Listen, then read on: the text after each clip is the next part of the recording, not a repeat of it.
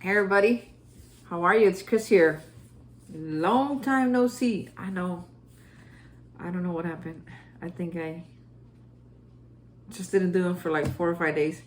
So anyway, I'm really glad to be back with you. I was going crazy looking for my necklace that I cannot find it. And I thought, this would be a kind of a good time to jump back onto my daily reflection. So here we are. Today is July 17th. And we read out of this book called The Daily Reflections. For those of you who have not heard of me, my name's Chris. And I read the Daily Reflections with y'all. This is a Spanish version, but there's also an English. And I read the reflection and then I share a little bit on it. And hopefully if you watching this video, you can leave a comment for me. I look at them often. And I love to hear from you guys, good or bad, indifferent, whatever. I love conversating with y'all, especially... I realized that especially for me when it comes to recovery, I just really, really love talking about it. And I could talk about anything. I could talk about the weather. I could talk about sports. I could talk about politics, I guess, if I wanted to, depending. But my favorite thing to talk about is recovery and what I do for fun. And sometimes it's the same thing.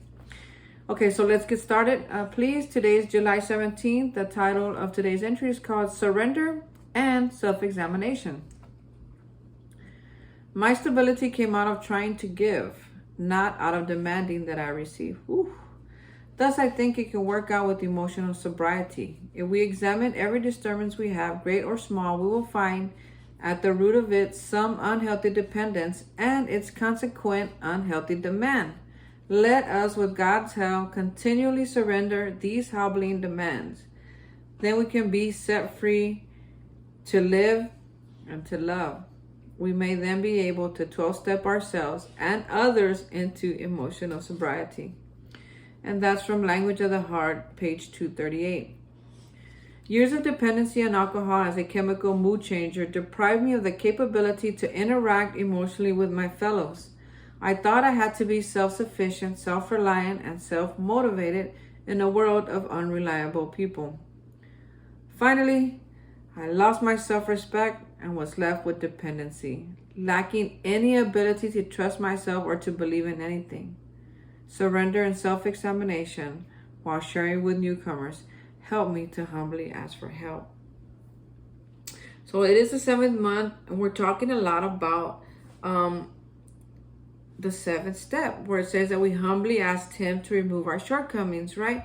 Well, this particular reading is talking about that shortcoming of not being able to now build relationships with other people, because this author, just like me, when I got here, I didn't trust. I'm not going to trust you to be my friend quite yet. I'm not going to trust you to be my boss quite yet. I'm not going to trust you in my world quite yet. So what does that look like? It looks like me telling my boss what she should be doing, me making all the rules in the relationship, and me having all these walls up, calling them boundaries. I had walls. I didn't have boundaries. I had walls. And now going into step 7, doing a little bit of my inventory, it's like, okay, I'm not a bad person. I just did bad things. And being able to say it out loud to another human being, to my sponsor, tell them out loud the stuff that I was still resentful of. And then getting to a point where it's like, I was resentful at those people, but I did some damage too, right? And be able to look at that damage and what caused that damage. Do the steps, right? Some of us need therapy. I had to go to therapy, but the steps helped me with the big bulk of these intimacy issues that I was having with other people. And I don't mean intimacy like sex. I mean intimacy like getting to know each other, having deep conversations, spending time with each other. Man, I used to be that person that I would go, and my mom called them doctor's visits, right? I would go and just hang out with her for like 30 minutes, an hour, and then I would leave. That was all that I could give her, because until I was in a place to give her more, I couldn't give her that. I had intimacy issues. I had issues with being close to other people, right? So coming into this program and finding out about this prayer, about our relationship with the higher power, finding out that there's help for people like me, finding out that there's others also dealing with the same thing, finding out that I don't have to live my life this way anymore. I mean, all those things, when I finally found that out, I was like, give it to me. I want it. Where do I go? Where do I start? How do I do this, right? Because that was an opportunity for me to become finally the person that I've been wanting to become a man of God, to become a man that people trust and rely upon, to become a man of integrity, to become a man of honesty, to become a man who's responsible financially, to become a man who makes time for his family, to become a man who loves his friends. I mean, just to be all that I wanted to be, I was able to learn how to be it through the steps, through the 12 steps of Alcoholics Anonymous, which they started there, but they haven't ended there. I mean, everybody uses that, and some call it 12 steps, some call it 10, some call it 8, some people do it in 5. I mean, I don't know, but it's all based on this 12-step recovery idea, right? So I want to touch on this because I think it's important. It's been important to me in my recovery, and I hope that it will be important to somebody. So it might feel like it's a little off topic, but I think that it's not. If you give me 1 second, I want to see if I can find this book real quick. Okay, just give me 1 second, or 2 or 3.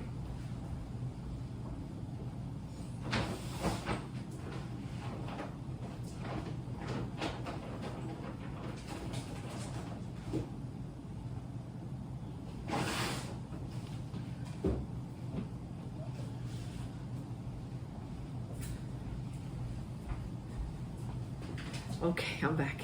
Sorry, I had to shuffle through a lot of things, and I'm moving my little spot around, and I'm doing a spring cleaning. I know it's not spring, but I'm doing some spring cleaning. I'm getting rid of a lot of clothes that I don't wear. Really, it fits me, but I never wear it, so I'm getting rid of some of that stuff. Getting rid of old mail, that's junk mail. That's like, why do you keep it, right? Rearranging some. I'm bringing out the artwork that I have stored. I've been living here 2 years, and I have so much artwork that's still in boxes. So today, because I had some free time, and besides washing clothes and cleaning and asking my dogs to be quiet, I thought I would bring some of that stuff out. So anyway, I have a lot of mess, but this is what, let's get back to, thank you for letting me share that with you. So, I want to talk a little bit about step 11, because there's a couple of words, there's 2 words that they talked about that I think is really, really important to me, especially being here after a while, and I already have worked the 12 steps. It's called emotional sobriety. And Bill W. says it's one of the hardest, and I would love to do like a whole video on just emotional sobriety, even a live, right? That would be a good live topic, and talk about emotional sobriety. So my emotional sobriety, what I've realized that my emotional sobriety has a lot to do with my conscious contact with God or with my higher power, right? Making that connection either through prayer and meditation. There's no either. It's just like it's prayer and meditation and fasting sometimes, right? I'll even fast sometimes just to fast for a breakthrough, or fast if I'm having to make a good, a big decision that I haven't made before. Like, well, I don't know. I haven't been there yet. But when I get there, I'll be there. I mean, for me, it's been mostly about jobs, like about career change, about becoming Chris, about those things that are important to me, like being true to who I am. And sometimes I need help because I don't always know what I need. But I know what I want, but I don't always know how to get it, or what I need, or what's the process, right? Or what do I do till then, right? So anyway, I love talking about emotional sobriety, and I love talking about step 11. I think, honestly, for me, I believe that we don't talk enough about step 11. And step 11 says, sought through prayer and meditation to improve our conscious contact with God as we understood Him, right? Whoever that is, praying only for knowledge of His will for us and the power to carry that out. I'm going to pray only for knowledge of His will. I'm not going to pray, this is what I want, this is what I need. Why she don't talk to me? Why hasn't she called me back? When are they going to give me that promotion? What am I going to do? I need more money, blah, blah, blah, blah. All that stuff, right? All that stuff that that can get in the way of what it is that I really want. Because money is great. I want to have money to pay my bills. I want to have money to travel. I want to have money to be able to pay for a meal. That's what I want money for. It's not because I think money is gonna make me a greater person. What makes me a greater person is when I get in contact with God and I ask Him, what would you like for me to do for you today, and how can I carry that out? What is your will for me, and I just need the power to carry that out. That's it. It's very simple for me lately, right? So it talked about emotional sobriety, and then I started thinking about prayer and meditation, right? So I want to talk about two things. I know this video is getting long, which I'd like to keep them short only because to download them makes it faster, but this is a really good topic, and I apologize. And if you're here with me at 11 minutes, please stay to the end. I promise I'll make it worth your while. Because there's a few things in this book. This is a 12 and 12. So and people, I used to think of this as a supplement to the big book, but I'm sorry, I think the big book is a supplement to this book. But anyway, it doesn't matter. Okay, so to the point. It says in step 11, right? There is a direct linkage among self-examination, meditation, and prayer. Taken separately, these practices can bring much relief and benefit. If I pray, I can get relief and benefit, and if I just meditate, I'll get relief and benefit, right? But when they are logically related and interwoven, when I put those things together, the result is an unshakable foundation for life.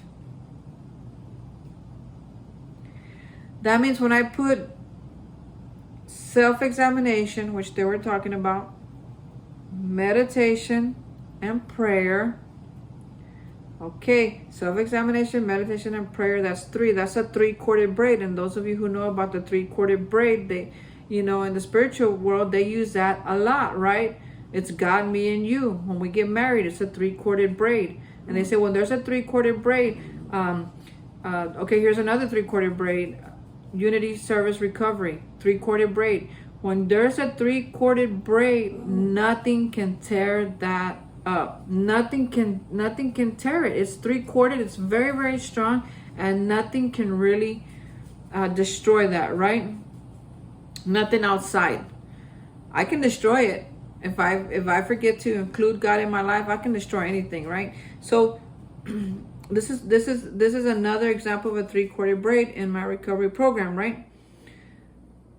So what I also wanted to talk about, because they were talking about understanding in today's reading, right? Something to that effect. They were talking about self-examination, surrender, right? Emotional sobriety, and then it talks about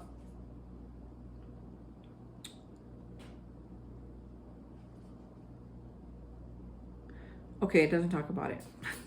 But it brought it to my head. This thing, emotions, right? Our emotions are good and bad. I can't tell you when to have them. I can't tell you how to have them. I just can tell you a few things to do with them when you have them. So emotions are good in the sense that they tell you where you are spiritually. If everything's pissing you off, you probably forgot to pray, or something's going on spiritually. Maybe your mom's sick and you're taking it harder than you think. Maybe you have a business deal going sour, and even though you think it's not really bugging you, it is. So, they're good measures of where we are spiritually at that moment, right? Where emotions are bad is when we get an emotion and we let it drive us. We let it drive us to things that could be possibly toxic and unhealthy, right? This emotion of love is a good example. Man, it could take us to places and do crazy things like anything else. So is sadness. Sadness can make us do things. Hopelessness can make us do things. Anxiety, expectation. I mean, sometimes we do things that we would normally do because we're in this emotional state of being. You know, I could be in a bad mood and hurt my family. I could be in a bad mood and hurt myself. I could be in a bad mood and mess up at work and tell my boss off. Why? Because I'm emotional about something, right? So if I can just look at my emotion and be like, ooh, wow, I felt a little jealous right there. Like, I'm going crazy. I don't want to do anything. I'm just going to sit with it for 5 minutes, 2, not even that. 5's too long. Don't sit with that crap for more than 2 or 3 minutes, okay? 2 or 3 minutes, give yourself to just feel it and then move on. And know, if you're jealous, I just want to tell you, if you're the jealous type, I just want to tell you right now, there's more than enough love in this world for you, okay? So if you want to be jealous, you could, but you don't have to be. I don't have to be anymore. I used to be very, very jealous, but I'm not anymore because I used to think that I wanted what other people had because they were getting all the love and I wasn't getting nothing. But the truth is, I wasn't getting it from that person, but I was still getting it. I just wasn't looking. I was focused on the wrong things, right? So anyway, now I know today that there's more than enough love in this world for me. So I'm not jealous of other people's love connections. I have my own. I love mine. I want my own. I want the ones that pertain to me, not the ones that pertain to anybody else. And folks, I learned that the hard way, right? So I got about 3 minutes left before it's 20 minutes. We're at 17 minutes. If you're here with me, thank you. If you're still here with me at 17 minutes, I want to say thank you because I know that your time is precious. And I know that sometimes I babble. So if you're here and we're here, thank you. Okay, I want to read this prayer, right? Now, I'm going to tell you just a little backstory, just real quick. So some time ago, I had a girlfriend. I don't know. It's been a long time, so I can't tell you when. So I had a girlfriend, right? And me and that girl, we didn't break up. We just kind of had a falling out. Just things were working out, and we kind of needed some space. And and during that space, that girl decided that she was going to start working out. I was like, okay. Well, my other friend decides that it's a good idea to encourage her friend and my girlfriend to hang out a lot, all the time, and work out together. And that hurt me. It hurt me that my friend would do that. She didn't know she was hurting me. If I was a healthy person, then I probably wouldn't be hurt, but I was hurt. And I was hurt, and I didn't know what to say, and I didn't know what to talk about. And folks, sometimes we're going to get hurt, and those people, even if they acknowledge that they might have hurt us, they might not acknowledge that they were wrong, and they might not even apologize to you for it, right? So that had me very, very emotional for a while, and I felt like I almost fell back into my old ways of thinking, I can't trust nobody, right? But thank God for this book, and thank God for service work, right? Because shortly after that, they were like, hey, Chris, they called me on the chat, they phoned me up. It's like, hey, Chris, I can't make it to this meeting. Can you please go chair that meeting for me? I didn't have nothing to do, right? I was in the house with my girlfriend, mad at my friend, and just kind of hanging out by myself. And I said, yeah, for sure, of course. So I went and I chaired, and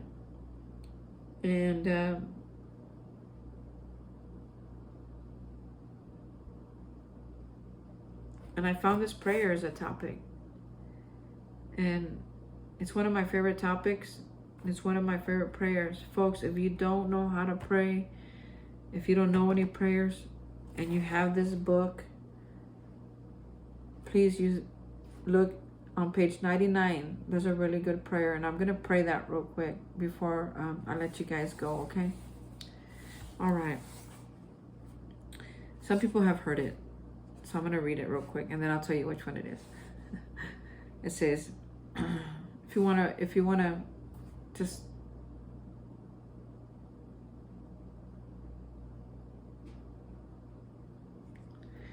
let's pray. Lord, make me a channel of thy peace, that where there is hatred, I may bring love, that where there is wrong, I may bring the spirit of forgiveness, that where there is discord, I may bring harmony, that where there is error, I may bring truth, that where there is doubt, I may bring faith, that where there is despair, I may bring hope, that where there are shadows, I may bring light, that where there is sadness, I may bring joy. Lord, grant that I may seek rather to comfort than to be comforted, to understand than to be understood, to love than to be loved. For it is by self-forgetting that one finds. It is by forgiving that one is forgiven. It is by dying that one awakens to eternal life. Amen. And for those of you who've read it before, that's the St. Francis of Assisi prayer. There's many versions of it. I love the one in this book particularly. I think it's more detailed.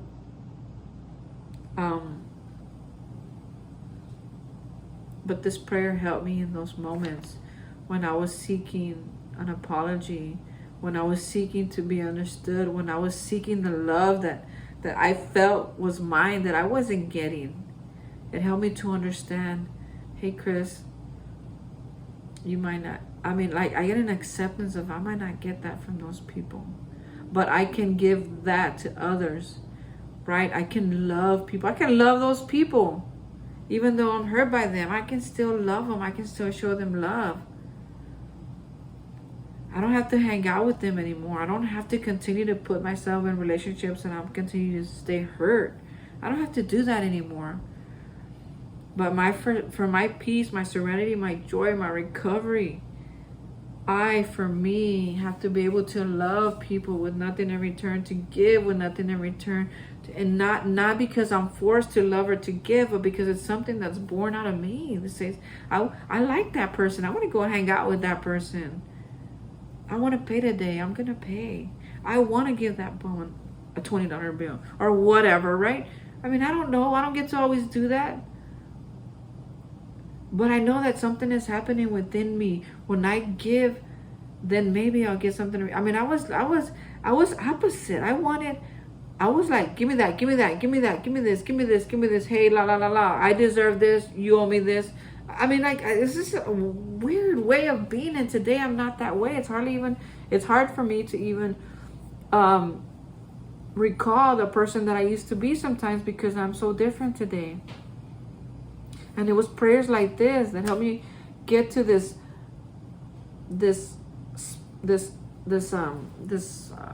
spot, this place, this peace that says, Chris, in the Bible that says, forgive them, Lord, for they know not what they do.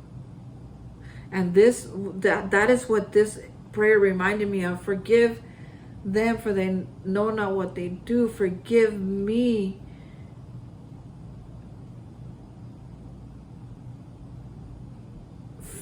for depending on them. I didn't know what I was doing. I was depending on them for my happiness and my joy and my serenity and my comfort. When all of that they couldn't give me, even if they wanted to. They can't. They cannot fill this void that I had inside my body, my spirit, my heart, that only God can. Prayers like this can. Books like this can.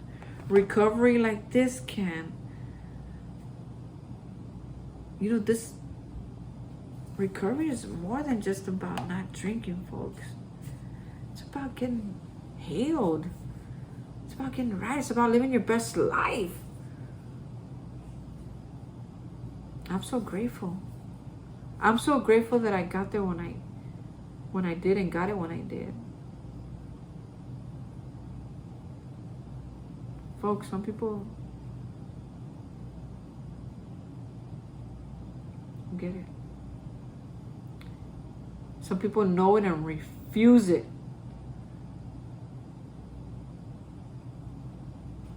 I know the help is there, but I don't want it. And if that's you today, that's okay. That's okay.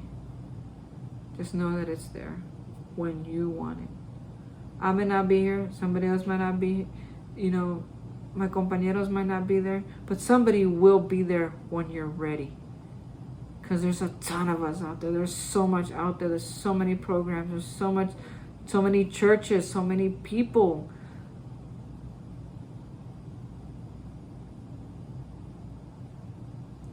One 1% of a billion people is a lot of people. 2% is 2, so is 10 or 20 or 30. Folks, the facts are that the people who make it to recovery, about 30% actually stay sober. But 30% of a million people is a lot of people. We're out there. I hope that you would find us. If you can't find anybody, message me. Comment. I will help you find help. Because it is there for you when you're ready. I love you, folks. If you're still with me, thank you so much. I appreciate your time. I know your time is valuable. It's Sunday. You could be doing anything else right now. But thank you. I love you. I'll see you again.